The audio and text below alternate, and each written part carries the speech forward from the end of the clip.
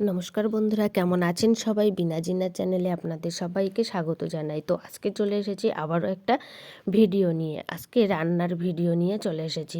তো দেখতেই পাচ্ছেন আমি তরকারিগুলো আগে দেখিয়ে দিলাম। তরকারিগুলো করার জন্য প্রথমে আমি মাগুর মাছ আর কই মাছ কেটে নিয়েছি, কেটে ভালো করে ধুয়ে নিয়েছি, সেটা ভেজে তুলে নিয়েছি একটা থালাতে। আর এদিকে কড়াইতে তেল থেকে গেছে, তার মধ্যে আলুটাও ভেজে নিয়েছি, আলু ভেজে তুলে নিয়েছি। তারপরেও কড়াইতে যেটুকু তেল ছিল তার মধ্যে দিয়ে দিলাম রসুন বাটা, তা একটু নেড়ে চেড়ে নিয়ে দিয়ে দিলাম পেঁয়াজ কুচি, পেঁয়াজ কুচি দিয়েও একটু নেড়ে চেড়ে নিয়েছি। তারপরে দিয়ে দিলাম ফুলকপিটা, আগে থেকে হলুদ দিয়ে ভাপিয়ে নিয়েছিলাম সেটা দিয়ে, ফুলকপিটা দিয়ে একটু ভেজে নিয়েছি। তারপরে দিয়ে দিলাম ওই ভেজে রাখা আলুগুলো দিয়ে কিছু সময় নেড়ে চেড়ে নিয়েছি।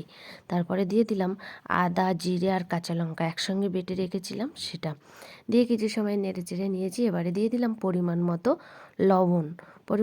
লবণ দিয়ে একটু নেড়ে চেড়ে নিয়েছি। এবারে দিলাম পরিমাণ মতো হলুদ গুঁড়ো দিয়ে ভালো করে নেড়ে চেড়ে নিয়েছি, ভেজে নিয়েছি কিছু সময়। তারপরে পরিমাণ মতো জল দিয়ে দিলাম, জল দিয়ে কিছু সময় আমি ঢাকিয়ে দিলাম যত সময় না টকবক করে ফুটছে।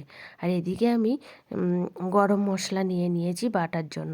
দেখুন তরকারিটা টকবক করে ফুটছে, ঠিক এরকম সময় আমি দিয়ে দিলাম মাগুর মাছ যেগুলো ভেজে রেখেছিলাম, সেই মাগুর মাছগুলোর মধ্যে দিয়ে দিলাম। এবারে আমি গরম মশলাটা বেটে নিয়েছি, সেই গরম মশলা বাটাটা আমি এর মধ্যে দিয়ে দিলাম, দিয়ে একটু সময় ফুটালাম, ফুটিয়ে আমি তরকারিটা নামিয়ে নিলাম। আমার রেডি ফুলকপি আলু মাগুর মাছের হালকা ঝোল। আর এদিকে করেছি কই মাছ দিয়ে পালং শাক, ওলকপি, টমেটো। তো কেমন লাগলো ছোট্ট ভিডিওটি জানাবেন।